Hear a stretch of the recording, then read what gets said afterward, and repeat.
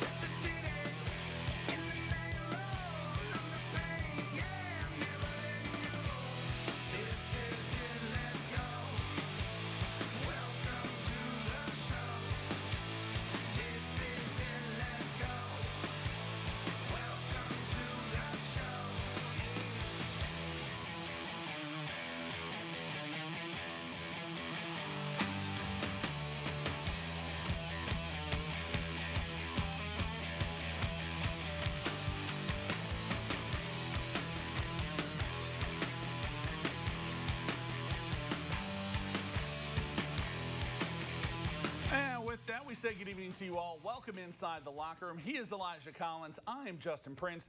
And Elijah, it's one of my favorite times of the year. Sectional Championship Friday is upon us. Yeah, Justin, from this point on, every time teams step on the field, they're playing for a trophy of some kind. 10 area teams are still alive in their pursuit of a sectional and state championship. We'll have action from all 10 area teams still stand tonight here in the locker room, but we can only start in one place. Yeah, Elijah, and that would be Class 4A. Two of those area teams squaring off for the Sectional 19 title tonight. The Leo Lions, 9-2 on the season. Co-NE8 champs ranked number 10 in Class 4A take on the Bishop Dwenger Saints. Dwenger comes in 6-5 on the year. It is your locker room game of the week as the Lions search for their first sectional championship since 2011. BD looking for their first since 2021. Let's get you up to Leo High School. Lions making their 5th straight sectional title game appearance. Saints back in Class 4A after spending the past 5 years in 5A. Back in a sectional title for the first time since 2021. First quarter, Lions knocking on the door on their first drive. Darius Carter just gets across the goal line for the touchdown. And Leo takes a 7-0 lead right off the bat. Second quarter, Saints answer back. Time for everyone's favorite game. Name that Tipman. If you guess Token, there we go. Takes the handoff off the left side, finds the painted turf for 6. Dwenger knocks the game at 7. Lions go right back to work, though. Kyler Decker rolling, finds Caden Hurst downfield. Hurst breaks free for the big game down inside Saints territory. Later in the drive, they give it right back to Carter. He finishes off the drive with the touchdown run. His second of the day. Leo takes a 14-7 lead to half. Lions got the ball first after the break and got right back to work. Carter with some green turf in front of him. 112 yards on the ground, 2 TDs for him tonight. First down for Leo off of that. A few plays later, they go to the air this time. Decker throwing up a jump ball, and Kellen Holbert goes down and gets it. Touchdown, Leo. They take a 21-7 lead. They tack on a field goal, go up 24-7, but Saints not going away. Late in the quarter, Ethan Springer's pass gets tipped at the line, but hey, it's better to be lucky than good sometimes. That's to Carter Minix. He turns on the Jets, and that's a BD touchdown. It's 24-13 after the failed conversion in the fourth. Lions looking to put this one to bed. Decker finds Caden Hurst again along the sideline, and watch my man can't work. Be stopped. He can't. The future Ohio Bobcat goes for 79 of his 175 yards in his only touchdown, and a sectional championship dagger to boot.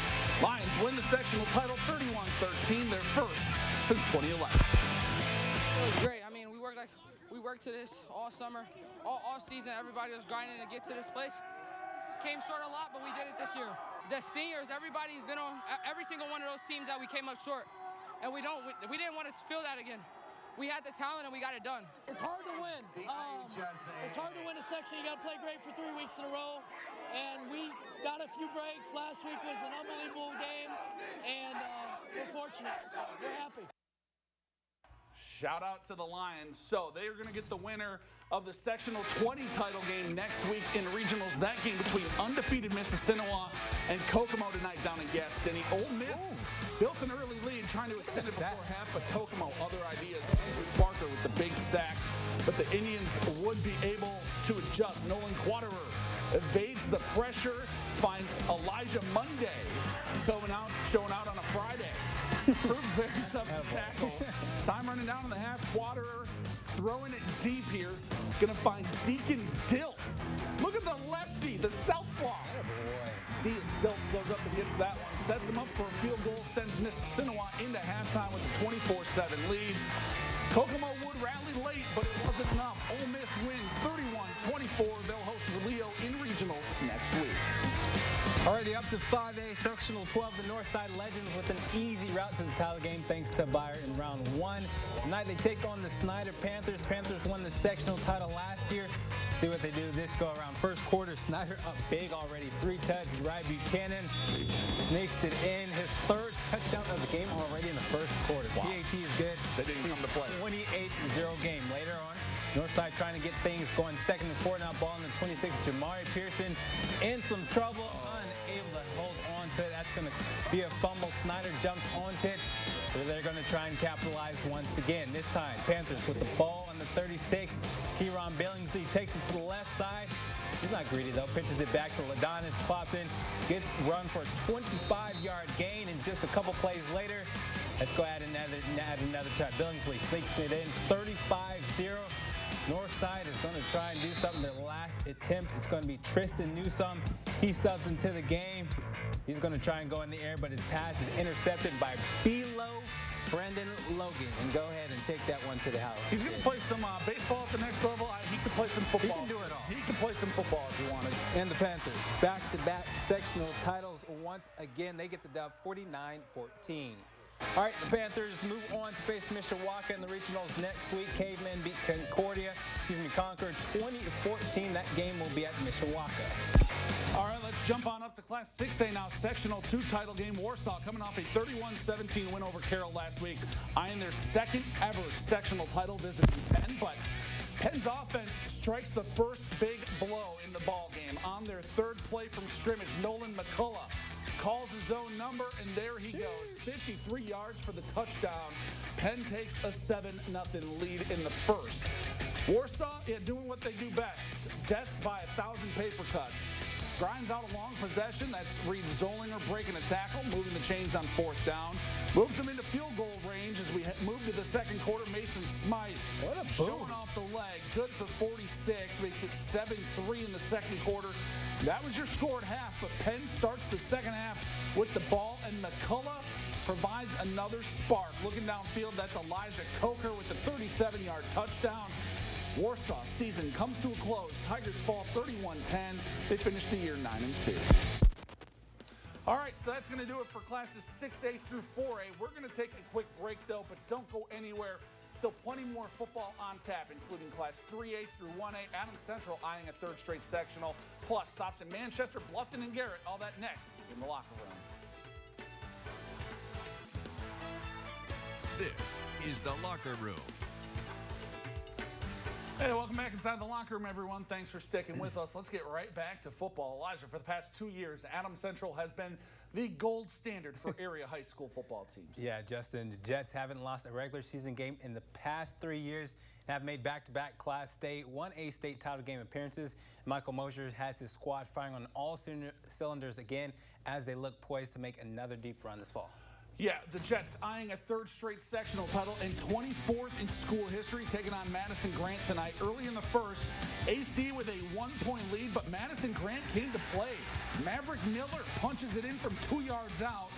We promise the video's not going bad. That's just how they celebrate. Argyles complete the 2-point try. They lead 14-7, but the Jets would find success on the ground.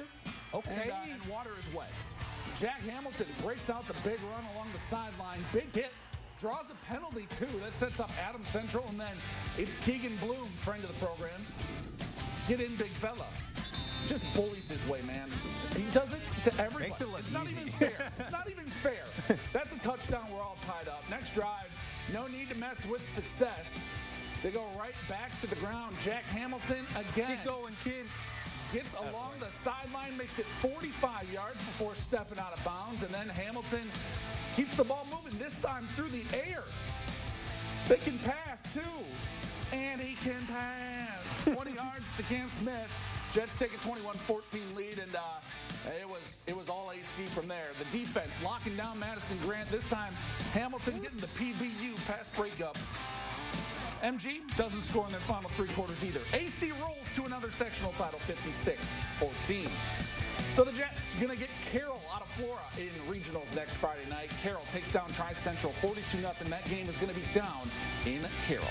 Alrighty, in 2A, it's the Bishop Loras Knights and Manchester Squires battling for sectional 35 title. Squires haven't won a sectional championship since 1991. Loras brought home one last season. First drive, that's going to be pass interference. Sets up this right here, a run by Gio Jimenez. Gets it going. Its touchdown is good. Emphasis on the him.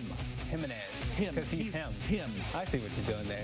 Later in the game, fourth down, and Manchester has to punt. This guy right here, actually, that's going to be Jimenez for the run. Once again, takes it in, almost taken out our photographer. It's all good. He stays on his feet. And Bishop Loras once again gets the win, 27-0. Excuse me. The final of this one would be 42-0. It's the program's 27th sectional title.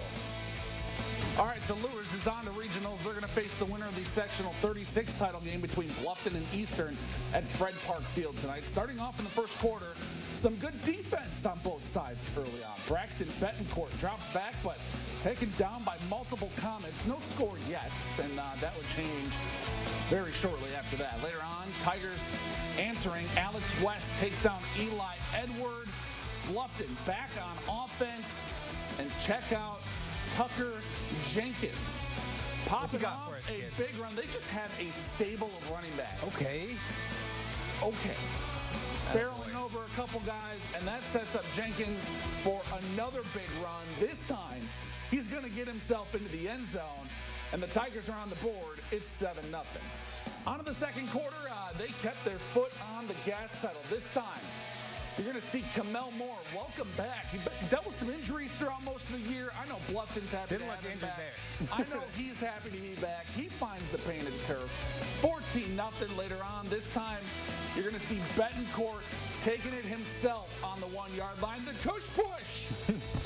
Extra point block. Bluffton goes up 20. Doesn't matter. Big Daddy Kuntz and company roll 41-6. They are sectional champs for the second straight year. They will be at Lures for regionals next week. Alrighty, next stop, Class 3A Sectional 27 Championship game. Garrett Railroaders taking on the Delta Eagles. Railroaders program with just 4 sectional titles. Their last one dates back to 2016. Early on, Delta's going to get it going. They're up 2 tuds already. That pass goes to DeMar Hood. It's good for a first down later in the drive.